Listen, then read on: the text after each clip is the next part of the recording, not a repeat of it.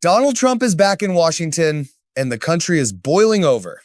What started in Minnesota has ignited into something much bigger, a general strike spreading across the United States. We haven't seen labor action on this scale in roughly 7 decades. In Minneapolis and Paul, people are walking off the job, calling in sick, and standing in freezing temperatures minus 16 degrees Fahrenheit to make a point. They're done being pushed around. This isn't just about wages or working conditions. It's about dignity. It's about standing up to an administration people see as openly hostile to workers, immigrants, and basic democratic values. Look at New York City. More than 15,000 nurses have been on strike for over 9 days now. They're not asking for luxury, they're asking for fair pay and safe staffing while hospital executives collect salaries in the tens of millions. Senators and city leaders have shown up in solidarity because the injustice is impossible to ignore. Nurses carried the country through a pandemic, and now they're being told there's no money for them. Meanwhile, workers in Minnesota are saying the quiet part out loud. Their state is home to massive Fortune 500 companies, yet they're treated as disposable. As profits soar, workers are told to accept less, while Trump posts fantasy renderings of gold-plated monuments and golden arches he wants to build in Washington. That's the contrast. Spectacle for him, struggle for everyone else. People aren't asking for palaces, they're asking to afford rent, to buy a home, to get health care, to raise their families without fear of raids, deportations, or being treated like criminals for existing. And while all this is happening, Trump is online ranting, mocking climate change during a historic cold snap, even as he openly admits melting ice is opening new shipping routes near Greenland. He contradicts himself in the same breath, but somehow never notices. Internationally, the damage continues.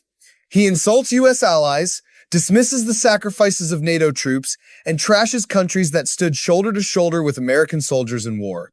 Leaders who refuse to push back are paying for it politically because voters see weakness when it's time to defend democratic values. First of all, nobody else than Greenland and the Kingdom of Denmark have the mandate to make deals or agreements about Greenland and the Kingdom of Denmark without us. That's not going to happen. In terms of the deal there's been talking about, I don't know what's concrete in that deal. Back at home, the cruelty is becoming impossible to defend.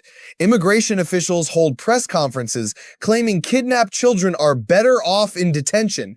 Parents are blamed for their own children being taken. So the child is in the least restrictive setting with a family member. I don't think it gets any better than that. And as far as the care, the best care that I've seen is ICE, U.S. Border Patrol, and the way we treat those illegal aliens that come across the border. Officials can't even say whether a father committed a crime, only that he existed without papers. That's not law and order, that's dehumanization. And when people protest peacefully, even in deadly cold, they're smeared as criminals and extremists. This little boy was abandoned by his own father. His own father was being approached by ICE agents when he ran and abandoned the child. Our law enforcement in these frigid temperatures stayed with the child, tried to bring him into custody with the mother, who actually would not take the child into custody, which is so sad, so horrific. Our law enforcement officers actually were taking care of the child, brought him to McDonald's. But listen to the protesters themselves. They're not violent. They're not afraid. They're united.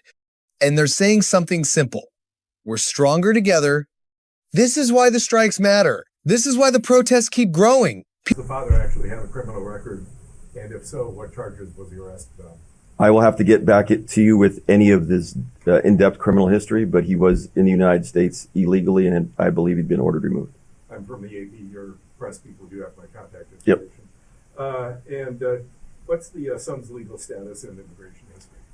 The family came across as a family unit illegally a few years back. I can't get the date off the top of my head.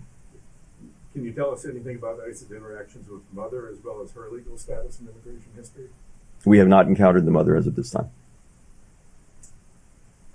It is really cold outside, And, we in the Trump administrations want to deport criminal aliens who are sex offenders. It takes a certain level of commitment to sex offender criminal aliens to stand outside in negative 40-degree temperatures and attack the Vice President of the United States. But, man, they are committed to... Why did you want to be out here this morning? I mean, it's negative 20. There are other days to protest. You wanted to be out here this morning. Why was that important to you? We're stronger than them, and I think being out here on a cold morning like this really shows that. I hope they get frostbite. We are strong and we are together. You cannot divide us. We love our neighbors. We love our community.